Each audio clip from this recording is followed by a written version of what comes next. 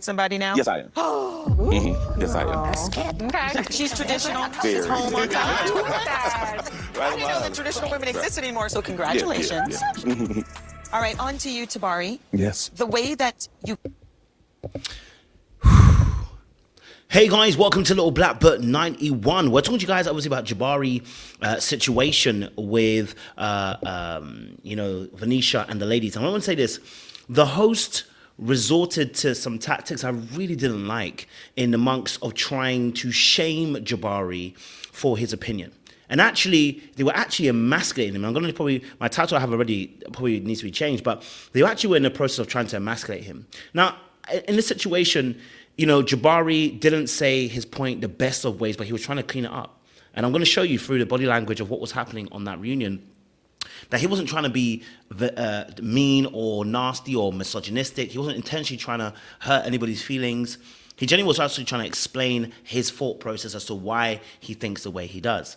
And when he did try to explain it, at the very end, you heard there from Egypt, the other co-host, how she used it as a moment to shame him. Oh, are you with somebody? Oh, you are. Oh, she's traditional. And in amongst doing that, so much so that because she wanted to try and shame him and emasculate him in that moment, that what she ended up doing is actually shaming other women to prove her point. Yes, in the midst of doing all that, she actually ended up saying, oh, I didn't even know traditional women existed anymore. And almost tried to make it as if the traditional woman is a standard below. And I find that people who are like Egypt, who are, you know, bosses, working, I don't want to say bosses, working women, you know, they are career driven and they want that aspect. Sometimes, not all of them, some of them can be very dismissive of people who want to be stay-at-home moms, who are focusing more on their motherhood. Sometimes they can be very dismissive because they believe their value is in their work, whereas other women believe their value is being a mother or being a wife, and they look down upon it. And it came about just in that little instance there. But we're going to talk a little bit about Jabari's point of view, body language as well. I just did a video on it. I just realized there was no sound in it. I'm so angry. It was a great half-an-hour video. Probably have to film it again. But what I found is that in amongst all of this situation, Jabari kept, and you can see the pen, that means I got notes, as you can see. In amongst of this, Jabari kept a good frame. And I think that's why Venetia liked him. I think that's why Venetia wanted him. As much as you may not like everything he says and may not agree with everything he says, the frame that he holds is so powerful. He keeps a good frame. And what that means in a sense is this: when you question him, when you pull it across that, you know, like you don't, that you're not necessarily agree with his point of view, he's not about to shout, argue, get emotional about a situation. He's going to accept it and say, hey, that's your thought process, my thought process. And that just means for a lot of women that it keeps you safe, because you know that he's going to keep a level head. He's going to keep a level position. So let's break it down. If you're new to the channel, make sure you like, share, subscribe. We like to entertain and educate on this channel. And we're going to talk a little bit about the Ready to Love reunion as well for the next few minutes, according to Jabari and his situation. So if you're new here, again, like, share, subscribe, click on the bell button for notification uploads. We appreciate you. Don't forget, we've got membership. It's £1, $1. Join it. Yes, because we have some membership lives coming up in the next few weeks when we're back from Ghana in UK. And if you are a returnee, you already know what it is, baby. You got the minerals, okay? And let's get into this conversation because it's real as well. Okay, so let's just go slightly back. I'm gonna draw it all the way back to the very beginning of this conversation, where it starts from, right? Because they asked him a question. This is where the audience. Sorry, they asked him a question and they want to get his. Apparently, it's where the audience started to drift from him. Let's listen to this. Saw a shift, in my opinion, when you said, when she comes home, she's gonna have to take off that boss hat, and I'm the boss. And I was like, but that's impossible. Now, I want to pause it first and foremost right there, because I think this is the crux of the conversation and why there is going to be an issue.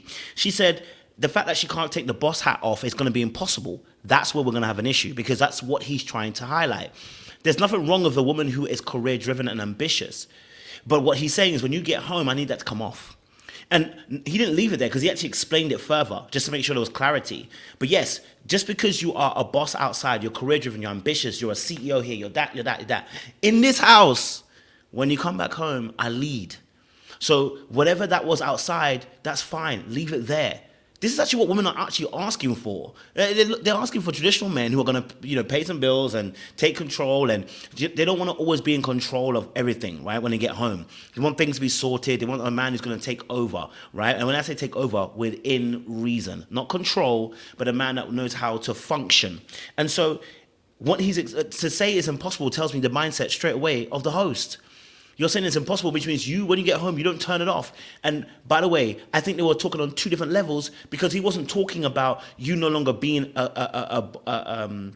his main point wasn't necessarily about no longer being a boss in terms of your job anymore, which, by the way, you're right. You're not gonna, if you run your own business, it never really stops.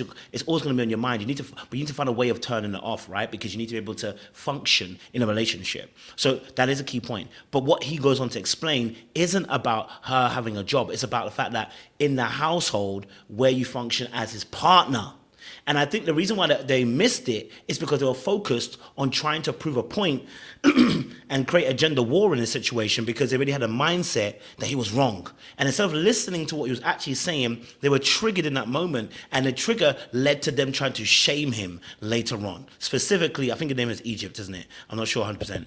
I may be right or wrong. I mean that in the sense of when they come home and it's still shooting orders and barking orders because you're still in work mode. So at 5 o'clock, I'm like, no, you're not in charge anymore of the house. But it would have never been me coming home to shoot orders.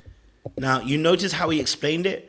Do you notice how he explained it? Do you notice how he said, hey, let me make it very clear. What I'm talking about is when you come home and you're barking orders. That's what he's trying to say to you. Not that you're having you're doing your job. You're barking orders. It's like, hey, no. When you're in this house, I'm the one that's taking control. That's what he's...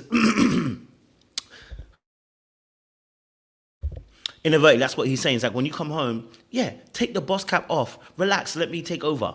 That's what I got to do. Now, of course, he didn't say it that beautiful way, but inadvertently, that's what he was trying to say. And what should have happened was that the host should have been like, I think I know what you're saying, but I'm not sure. I may be getting it wrong. Let me just clarify your point. Instead, they ran with it and took it elsewhere. And the reason why they took it elsewhere is because they already had an agenda about what they felt about him. They already had a thought process about who he was. You understand what I'm saying to you? About what he was representing. That's why they didn't hear anything. And I want to show you something just really quick. I'm going to scoot back quite quickly because you're still to this point, because I think this is also a key aspect. Impossible. Well, I mean that. Pause right here. This is an important body language, and I'll tell you why. Because when the question comes in, his first thought is to look up, which means you're kind of thinking. And you're not going straight for confrontation, because confrontation, he would have been looking at him, would have tried to look more directly at the person, maybe trying to intimidate him a little bit, try to put a pause on them visionally. But he doesn't do that. He's looking up to the sky, almost like say, hey, let me explain this first. Let me try and make it clear so you understand my point of view. He's open to reasoning. That's very much clear. Like that's why I was trying to understand his point of view. He wasn't trying to be mean or disrespectful. He had some reasoning. Now he may not agree with all of it, but he had some reasoning, right? In the sense of when they come home and it's still shooting orders and barking orders because you're still in work mode. So at 5 o'clock, I'm like, no, you're not in charge anymore of the house. But it would have never been me coming home to shoot orders at my men. My past relationships, that has never been an issue for me. Okay. So now notice how when she said that wouldn't have been an issue for me, he goes, okay, cool, accepts it, moves on. Now, of course, because he's in a relationship, so he ain't trying to have a beef with her. But again, I think it just again reiterates what I meant by his frame and the way that he handles certain stuff. And I'm going to just talk about a little bit about his body language, because I think it's very key, his body language, right? His body language is very good because he makes sure when he's showcasing towards her that, that when he's talking, you see that he's got a wide stance. You'll see his feet are a bit apart. You'll notice that his stance is quite wide, and he doesn't shrivel up. But if you look at Jabari, it's very much different. Their frameworks, right? Because Jabari closes his space. I think we were confused. Look here. Look how he keeps his legs wide stance, but Jabari keeps his legs a bit more close. Now, his stance, now, of course, the legs are a little bit apart, but they're not separated like they are with Jabari. He's got a very wide stance, a very strong one, and Jabari's got a bit more in a stance, right? Maybe it relates to him being a bit more extroverted, Jabari, and Jabari being a bit more introverted. It also can maybe speak to a bit as well in terms of the confidence that comes outwardly as well. They have a different way of being confident. I think that was very interesting. And of course, Vern, the way she's even talking to him, it's very, very clear that she is giving him eye contact when she's talking. She doesn't do that for Jabari. You know, and I have to record my other video again because there's no sound. But I explained all of this about how she didn't give him how she treated Jabari in that case. When it came to that, because when I come home, I do turn it off when it comes to my relationships. But I cannot. Now, Venetia goes on to explain about how she is in relationships, and I think Venetia's a little bit confusing here. And she's confusing because, baby, settle on one or two. Are you traditional or not traditional? Because like she'd be talking like that in the beginning of the series of the season, and that's why we were confused by her. Like, are you traditional or not? And it's like, you're not traditional. You're either traditional or you're not. Anything else is a mixture, and it's not traditional. And that's okay. That's not a beef. That just simply is what it is. Like, you're not a traditional person. And so, therefore, we were confused because she tries to tap into the traditional ideals as if that's her. And it's like, no, you are a mixture, and that's okay. But don't try to tap in almost to kind of pick me kind of energy. I'm not saying she's a pick me, but I'm saying the kind of pick me energy by tapping into that aspect, knowing that men love that traditional role of women. And so that made me think a little bit about why Vern does that and how that's almost like a chameleon kind of aspect. But going back to him and, you know, his point of view again, we'll just play a little bit more so we can get to where the shaming was coming from the host and stuff. I turn it off completely because sometimes I'm up to 2, 3 o'clock in the morning. You said I expect my woman to be at 9, 10 o'clock. Like, Right, I woman to be want her inside me. bed. Right, Like, yeah. Expectations. Well, if I'm sorry. yeah. I do. Now, I'll be honest with you, there ain't no such thing as wrap it up by 8, 9 o'clock. That's madness. There's no such thing. If you work a 9 to 5, you know there's no such thing. So I need him to come off that. Yeah, I need him to let that go. I need him to forget about it. Okay, that 8, 9 p.m. it don't exist. It doesn't exist in a 9 to 5 household. It won't exist in an entrepreneur household. Okay, most of us don't go to bed by 8, 9 unless we've got an early shift. Right? So most of us will be going to bed about 10, 11. Some of us even go to bed at 12, right? In reality, right? Now, of course, some people do go to bed at 8, 9. Don't get it twisted. I'm not saying people don't. But the reality is most people don't go to bed at 8, 9. Let's be honest. All right? And when you do, you literally conk out. That's a different situation. That's not you actively going to bed at that time. Most people go a little bit later, maybe 9, 10. And I don't even like putting a time on it because you've got things to do. Maybe you want to read. Maybe you want to watch a film. Maybe you want to have a glass of wine. Maybe you want to wind down. Maybe you got back from work at 6, 7 because of traffic. There's no way. So I need him to kill that idea of 8, 9 be in bed. It's nonsense. Okay, all right. It's nonsense. Okay, it's nonsense. You believe in gender roles and their duties and responsibilities a woman has at home. Like, how can you cater to your man if you're wearing so many hats, you're doing so many things, and it's pulling you in so many different directions? When do you have time to be a woman? Now, of course, what he said here was a problem because of where he said, obviously, you know, when do you have find time to be a woman? There's still a woman even in the midst of that. But what he meant was, and again, wording's important. When do you get to be my partner? When do you get to be a woman in the relationship that I'm with you in? When do you get to be the person that I married? When do I get my partner who I get to spend time with? Right? That is what he was actually saying. Again, it could have been clarified by them asking another question to clarify his point, because he wasn't reckless with the way he was talking. And he wasn't wild. He wasn't trying to be moving mad. He wasn't trying to be disrespectful. You can hear his tone. He's not sounding like somebody trying to be crazy about it. It sounded like he would have a conversation with you. And if that's the case, really and truly what should have happened was a further question to find out his point of view, rather than trying to paint him as an evil villain, which they were trying to do because they're trying to have a villain as a man in the situation. Because men are the reason why these ladies are single. But the reality of the situation, he isn't the problem here. When I say he isn't the problem, he isn't the villain. It's Well, not- that's what women do. I mean, That's towards your what- man. always a Towards woman. your Yeah. man. You know. And notice again how he cleaned it up and said, hey, look, what I meant, no, sorry, what I meant. And you saw the hand signals. Oh, but what I really meant was towards your man. So again, he makes it very clear again when he said, whoa, because he's trying to have a conversation. Yet the hosts are still going to shame him. And that should tell you the kind of mindset of the people that are involved. They have an issue with certain men. Let me say not all men. Let me say certain men. They have an issue towards him, and it showed clearly their bias in the interaction with him. It showed. You know, it really did show. But Jabari, do you think you could have bent on those sort of traditional rules for yourself? I would have been in a situation to see. When the right one comes, you bend, bend, bend. No, I'm just not gonna bend. You would if it's the right one. I just don't think. Now, of course, he said, obviously, I'm not going to, I just don't think it's right for a man to bend. He's absolutely right. No man should be bending. When you bend, women take advantage of you, okay? Women don't want men that are benders. Look, what I mean by that is they don't want men that are yes men. They don't want men that are easily foldable. They want men that are reliable, consistent, and are dependable, and also able to set good boundaries because they respect boundaries. Right? They respect it. So in reality, when I look at the situation, I'm saying to myself, I hear you and I get it, but the reality of what he's saying is men shouldn't be bending. They shouldn't. And then he goes on to say, obviously, men shouldn't bend to the will of women, and then they really took it off.